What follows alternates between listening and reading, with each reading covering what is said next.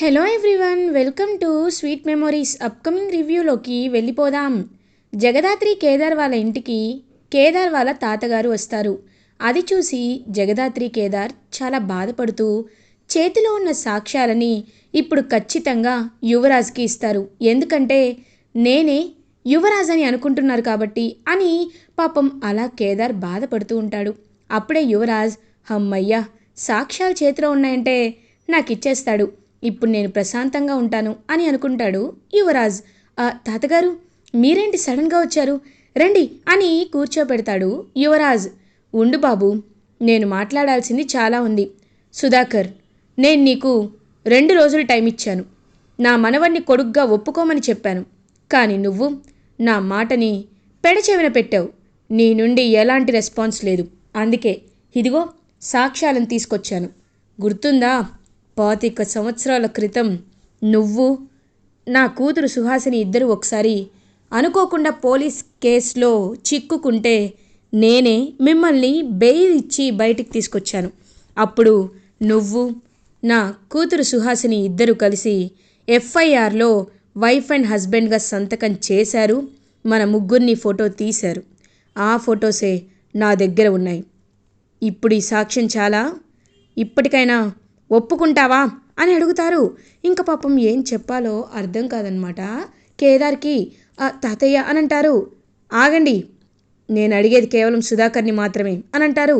సుధాకర్ అలా చూస్తూ ఉంటే యువరాజ్, తాతయ్య మీరు నాన్నగారిని ఎక్కువ స్ట్రెస్ చేయకండి, ముందే సాక్ష్యాలు నాకు ఇవ్వండి అని సాక్ష్యాలు తీసుకోబోతుంటే యువరాజ్ చెంప పగలగొడతారు కేదార్ వాళ్ళ తాతయ్య వీరశంకర్. ఒక్కసారిగా షాక్లో ఉండిపోతాడు యువరాజ్. వైజయంతికి చాలా కోపం వస్తుంది.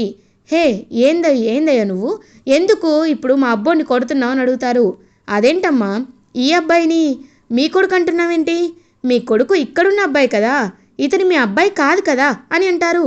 ఒక్కసారిగా షాక్ అయిపోతుంది తడబడినందుకు వైజయంతి. అంటే అది అననేలోపు, చాలు, మీరేసిన నాటకాలు చాలు, నాకు నిజం తెలిసిపోయింది. నా నా మనవడు ఇదిగో ఇక్కడున్నవాడే ఈ కేదారేనని నేను తెలుసుకున్నాను అని చెప్పడంతో కేదార్ చాలా హ్యాపీగా ఫీల్ అవుతారు. జగదాత్రి, అంటే తాతయ్య గారు అని అంటారు. అవునమ్మా జగదాత్రి, నాకు నిజం తెలిసింది అని అంటారు. ఇంకా మాటలకి జగదాత్రి కేదార్ ఇద్దరు ఎంతో అంటే ఎంతో సంతోషంగా హ్యాపీగా ఫీల్ అవుతారు. కానీ తాతయ్య గారు, మీకు ఈ విషయం ఎలా తెలిసింది అని అడుగుతారు. సూరి అని సూరిని పిలుస్తారు. అప్పుడే సూరి ఇంకా అలా నడుచుకుంటూ వస్తూ ఉంటే, సూరి బాబాయ్ మీరా అని అంటుంది జగదాత్రి. అవునమ్మా, నేను లెటర్ రాయడం వల్లే పెద్దయ్య తన మనవడిని వెతుక్కుంటూ రాజసంస్థానానికి వచ్చారు. కానీ అక్కడికి వచ్చిన తర్వాత నాకు అర్థమైంది, యువరాజే కావాలని కేదార్ బాబులా నటించాడని, సాక్ష్యాల కోసం అంతా చేస్తున్నాడని. నేను ఇదంతా డ్రైవర్ రంగా ద్వారా తెలుసుకున్నాను. అందుకే జరిగిందంతా నేను చెప్పేశాను అని చెప్పడంతో ఎంతో అంటే ఎంతో హ్యాపీగా ఫీల్ అవుతారనమాట. ఇంకా కేదార్ వెంటనే వాళ్ళ తాతయ్యని కేదార్ అయితే హక్ చేసుకుంటాడు. ఇంకా కేదార్ని చూస్తూ, నాన్న కేదార్, ఇప్పుడు ఇప్పుడు నాకు చాలా సంతోషంగా ఉందిరా. వీడి మాటలు విని నేను నిన్ను ఎంతో తప్పుగా అర్థం చేసుకున్నాను. కానీ ఇకపై నీకు ఎలాంటి కష్టం ఉండదు. సుధాకర్, ఒప్పుకుంటావా లేదా అని అడుగుతారు. ఒప్పుకుంటాను, ఖచ్చితంగా ఒప్పుకుంటాను. కాకపోతే అని అంటారు. ఇంకా ఏంటి కాకపోతే ఏకపోతే, చూడు, రేపటికల్లా నా కొడుకు నా మనవణ్ణి నీ కొడుగ్గా ప్రెస్ మీట్ పెట్టి చెప్పకపోతే అని అంటారు. వెంటనే కేదార్, తాతయ్య ప్లీజ్, నాన్నని మీరు నిజంగా ఇబ్బంది పెట్టద్దు. ఎందుకంటే నాన్న నన్ను కొడుగ్గా ప్రెస్ మీట్ పెట్టి ఒప్పుకోవాలని నేను ఎప్పుడూ అనుకోలేదు. నాన్న పరువు గురించి కూడా నేను ఆలోచిస్తాను. చిన్నప్పటి నుండి ఆయన నా గురించి ఆలోచించలేదు. నేను ఎక్కడున్నానో కూడా ఆయనకి అవసరం లేదు. కానీ నాన్న గురించి నేను ఆలోచిస్తాను. కాబట్టి ఆయన నన్ను కొడుగ్గా ఒప్పుకొని నేను ఆయన్ని నాన్న అని పిలిచేలా చేసి వజ్రపాటి కేదార్ అని ఇంటి పేరు నాకు ఇస్తే చాలు. అంతేకాని అందరి ముందు చెప్పి అందరిలో నేనంటే ఏంటి అని నిరూపించుకోవాలని నేను అనుకోవటం లేదు అని అంటారు. అది నా మనవడంటే. ఇప్పటికైనా కొంచెమైనా నా మనవడి మంచి గుణంలో వచ్చే జన్మలైనా రావాలని అర్థం చేసుకో సుధాకర్. ఇప్పుడు వెళ్తున్నా, కానీ నా నా మనవడికి ఏ మాత్రం చిన్న విషయంలో తేడా జరిగినా నేను ఏం చేస్తానో నాకే తెలీదు. నాన్న, ఇదిగో ఆస్తి డాక్యుమెంట్స్. నా పేరుపై ఉన్న 1,000 కోట్ల ఆస్తిని నీ పేరుపైకి రాసిస్తున్నాను అని అంటారు. తాతయ్య, వద్దు తాతయ్య అని అంటారు. కేదార్, తీసుకో నాన్న, తీసుకో అని చెప్పి వెనక్కి తిరిగి, కేదార్, నీకో విషయాన్ని చెప్పాలనుకున్నాను. నీకు ఒక చెల్లెలుంది నాన్న అని అంటారు. నాకు నాకు చెల్లెలుందా? నా తోబుట్టు ఎవరో ఉన్నారని నాకు తెలుసు తాతయ్య, కానీ నాకు చెల్లెలుందని నాకు తెలియదు అని అంటారు. అవును నాన్న, నీకు చెల్లెలుంది.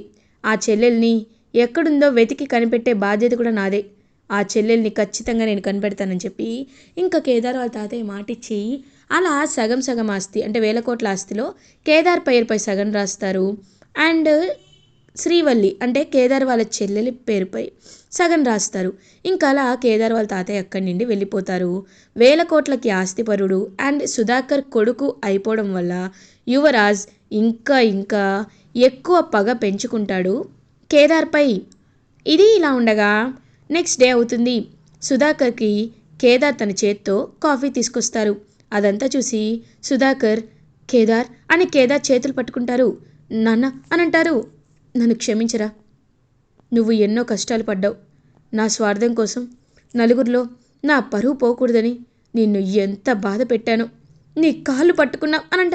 అయ్యో నాన్న, ఏమంటున్నారు మీరు? అలా అనకండి, అది కరెక్ట్ కాదు అని అంటారు. చూడు, నీ చెల్లెలు ఎక్కడుందో నాకు తెలీదు, కానీ తన్ని నేను ఖచ్చితంగా వెతికి పెడతాను పెడతాను అని ఇంకా కేదార్తో చాలా ప్రేమగా మాట్లాడతారు హ్యాపీగా సుధాకర్. వాళ్ళిద్దరినీ దూరం నుండి చూస్తూ జగదాత్రి చాలా హ్యాపీగా ఫీల్ అవుతుంది. అప్పుడే నిషిక, ఆహా, ఇది ఇంత హ్యాపీగా ఉంటుందా? ఎలా అయినా వీరిద్దరినీ త్వరలోనే బయటికి పంపించేస్తా అని గట్టిగా ఫిక్స్ అయ్యి, కౌశికి వదిన అని అంటుంది. ఏంటి నిషి అని అంటారు. అదే వదిన, శ్రీమంతం లాంటివి చేస్తే బాగుంటుంది కదా అని అంటుంది. నిషి, నువ్వు అది ప్రత్యేకంగా చెప్పాలా చెప్పు? నెక్స్ట్ మంత్ నేను శ్రీమంతం అనుకుంటున్నాం కదా అని అంటారు. నాకెందుకో ఈ 2 డేస్లోనే చేసుకోవాలనిపిస్తుంది వదిన, ఎందుకంటే నెక్స్ట్ మంత్ అంత మంచిది కాదంట అత్తయ్య చెప్పారు అని అంటారు. అవునమ్మీ, అది ఆషాఢ మాసం జ్యేష్ఠ మాసం వస్తుంది కదూ, కాబట్టి ఇప్పుడే చేపిచ్చేద్దాము అని అంటుంది. కరెక్టే, కానీ అననేలోపు ఏముంది, అబ్బోడు కేదార్ ఇద్దరున్నారు కదా, ఇద్దరు కలిసి పనులన్నీ చూసుకుంటారులే అని అంటుంది. సరే సరే పిన్ని, అయితే శ్రీమంతాన్ని పంతులుగాని పిలిపించి ఈ వారం రోజుల్లో పెట్టిద్దామని నిషిక శ్రీమంతం గురించి అంటారు కౌశికి. ఇంకా నిషిక, అయిపోయావే జగదాత్రి, ఇప్పుడు చూడు, నిన్నే కారణంగా చేసి నిన్నుకు కేదార్కి ఇంటికి సంబంధం లేకుండా చేస్తా. ఆయన మనవడని ఈయన కొడుకు అని ఒప్పుకున్నా సరే మీకు మనశ్శాంతి లేకుండా ఖచ్చితంగా చేస్తా అని గట్టిగా ఫిక్స్ అవుతుంది నిషిక. ఇది ఇలా ఉండగా జగదాత్రి కేదార్ జేడీకేడీగా మారి మహంకాళి జాతరకి వెళ్తారు.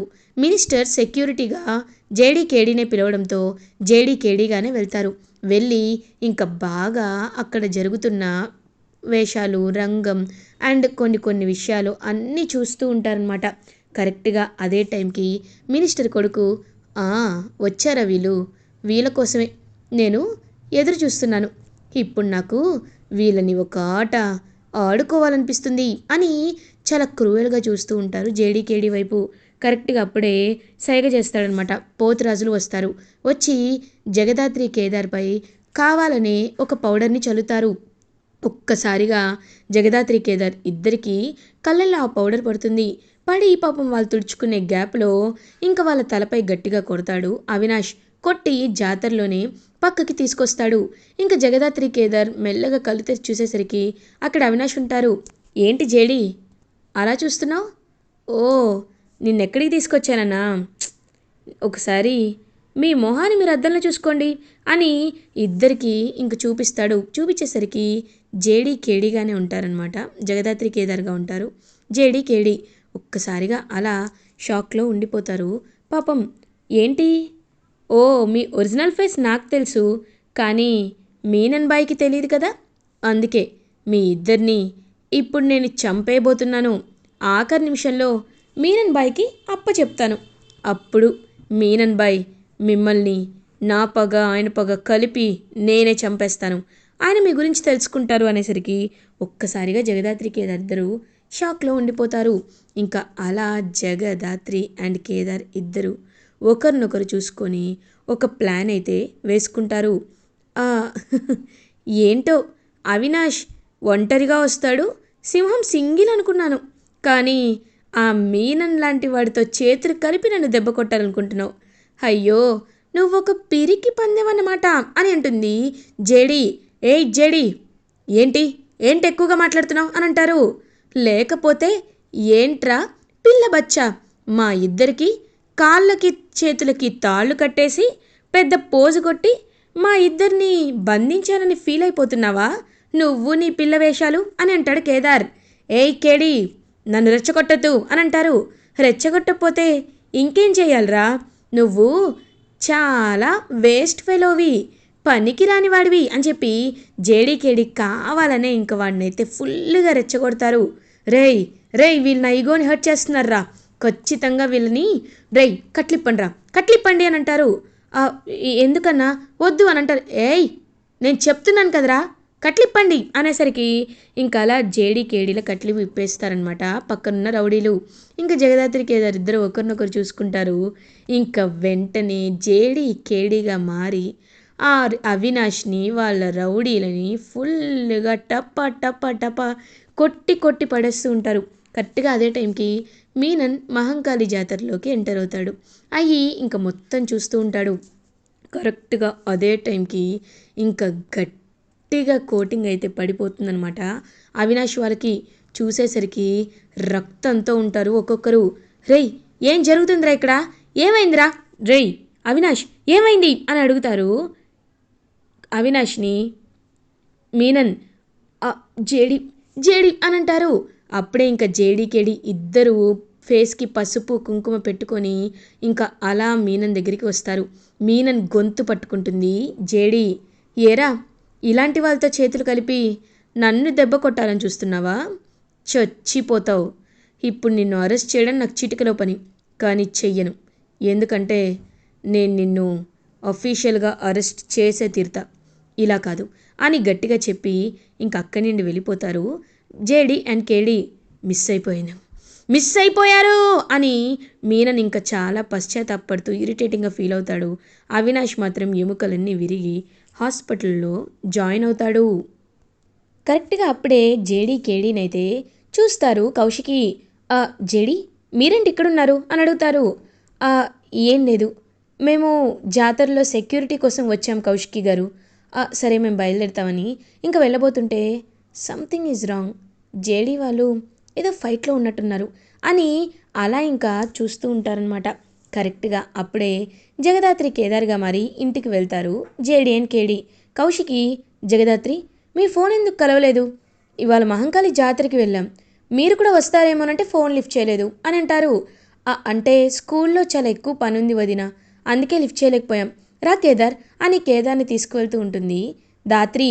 కరెక్ట్గా అప్పుడే జగదాత్రి చేతికి ఉన్న ఆ దెబ్బని గమనిస్తారు కౌశికి. జేడీకి ఎక్కడైతే దెబ్బ ఉందో అక్కడే జగదాత్రికి కూడా ఉంది, అంటే ఏంటి, ఏం జరిగింది అని ఆలోచిస్తూ ఉంటారు కౌశికి. ఇంకా వెంటనే కౌశికి అయితే జగదాత్రి వాళ్ళ రూమ్ దగ్గరికి వెళ్తుంది. అప్పుడే కరెక్ట్గా జగదాత్రి వాళ్ళు కిచెన్లో వంట చేస్తూ ఉంటారు. వీళ్ళ రూమ్లో ఏదైనా దొరుకుతుందేమో అని చెప్పి రూమ్కి వెళ్ళి చెక్ చేసేసరికి బ్యాగ్లో క్లియర్గా జేడీ కేడీ డ్రెస్ అయితే కనబడుతుంది. ఏదైతే మినిస్టర్ దగ్గర మహంకాళి టెంపుల్ దగ్గర డ్రెస్ చూసారో అదే డ్రెస్ కనబడుతుంది కౌశికి. ఒక్కసారిగా కౌశికి అయితే షాక్లో ఉండిపోతుంది. ఇంకా వెంటనే డ్రా ఓపెన్ చేసి చూడగానే అందులో గన్ కనబడుతుంది. అది చూసి ఇంకా కౌశికి కన్ఫర్మ్ చేసుకుంటుంది, అంటే జగదాత్రి కేదారే జేడీ కేడీనా అని ఇంకా కౌశికి అతి పెద్ద నిజాన్ని తెలుసుకొని షాక్లో ఉండిపోతుంది.